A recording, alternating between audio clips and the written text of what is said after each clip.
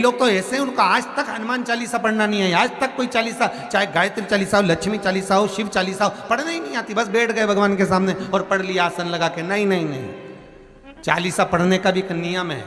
अगर कोई लक्ष्य लेकर पढ़ रहे हो तो उसका एक नियम है। पूरी जिंदगी पढ़ते रहोगे तो भगवान की प्राप्ति नहीं है, पर लक्ष्य लेकर अगर पढ़ा है आसन से, जिस भगवान की चालीसा पढ़ रहे हो उसकी मूर्ति या उसका फोटो आपके सामने होना चाहिए।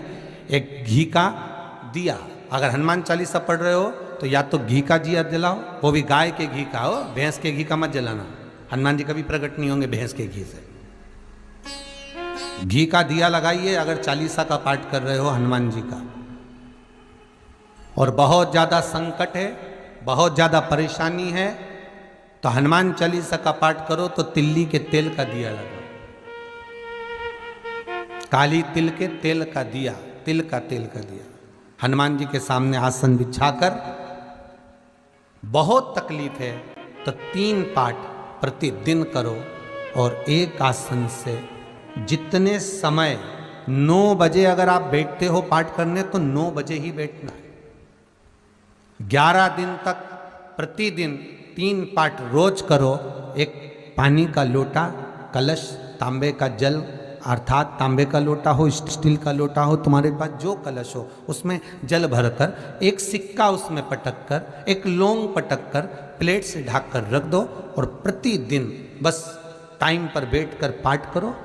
11 दिन पूर्ण होंगे, जिस कामना से आपने पाठ करा है बस वो सिक्का, वो लौंग कलश में से निकाल लो, जल का आचमन करो और जिस काम के लिए करा है वो जल उस प्रयोग में ले लो। उस प्रयोग, किसी से बात करने जाना है तो वो जल पी कर जाइए, कोई से हाथ मिलाना है तो वो सिक्का, वो लौंग अपने हाथ में रखिए, अपने साथ रखिए। राम जी महाराज जब गए, हनुमत चरित्र कहता है, राम जी महाराज जब जाने लगे तो उन्होंने हनुमान जी से कहा कि तुम क्या चाहते हो। हनुमान जी बोले मेरे को जाना है, क्योंकि जहाँ राम वहाँ हनुमान। हनुमान जी जब कहने लगे कि मेरे को जाना है तो राम जी महाराज बोले नहीं नहीं हनुमान, तुझे सबसे ज्यादा प्रिय क्या है? तो कह राम। तो हनुमान तू कह रहा है सबसे ज्यादा प्रिय है, राम प्रिय है, तो एक बार जिस समय देवऋषि नारद का अपमान हुआ, विश्वामित्र बाबा का अपमान हुआ, उस समय पर एक राजा ने जब अपमान करा तो तूने उसको राम नाम लिखकर एक जगह पर बिठा दिया और कहा कि तू राम नाम जपते रहे। उसने राम नाम जपा। तब हनुमान याद कर, मेरे सम्मुख में तू खड़ा था और युद्ध होने वाला था, तो तूने क्या कहा था?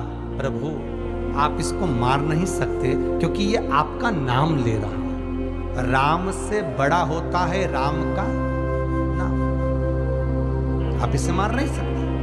तब आपने ये संवाद कहा था, हनुमान बता तेरी प्रियता क्या है? हनुमान जी कहते हैं प्रभु आपने मुझे जगा दिया, क्योंकि मुझे श्राप ये मिला था कि तू जागेगा किसी की जगाने पर, आपने मुझे जगा दिया। इसलिए है नाथ, अब मैं जाना नहीं चाहता, सत्संग करना चाहता।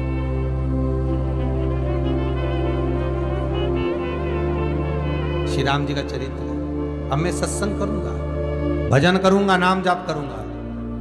पर राम जी जानते हैं हनुमान से, कहा हनुमान मेरा जाने का समय आ गया, मुझे तो जाना पड़ेगा ना। सीता पृथ्वी में चली गई, मुझे भी जाना है। मैं सरयू के जल में अपने प्राणों को त्यागूंगा, मानव का शरीर है इसको त्यागना तो पड़ेगा ना हनुमान। हनुमान जी बोले तो त्याग दो, त्यागने में क्या दिक्कत है, त्यागो आप तो। पर दिक्कत एक बहुत बड़ी है। तो राम जी ने जैसी कहा दिक्कत बहुत बड़ी है, तो हनुमान जी पूछे ऐसी कौन सी दिक्कत है? हनुमान जी के शब्द सुने तो राम जी बोले, जब जिस समय पर तुम सूर्य को निगल गए थे, इंद्र को क्रोध आया था और इंद्र ने तुम पर वज्र का जब प्रहार करा था, जब वज्र का प्रहार इंद्र ने करा तब तुम्हारा नाम हनुमान हुआ। तब सारे देवी देवताओं ने तुम्हें वर प्रदान करा। उस जगह पर यमराज भी खड़ा था, तो यमराज ने तुम्हें वर दिया था कि जहां हनुमान होगा वहां यमराज नहीं होगा। अब दिक्कत यह है कि मुझे प्राण त्यागना है और तू मुझे 1 मिनट के लिए नहीं छोड़े तो यमराज आएगा कैसे? दिक्कत वहां अड़ी पड़ी।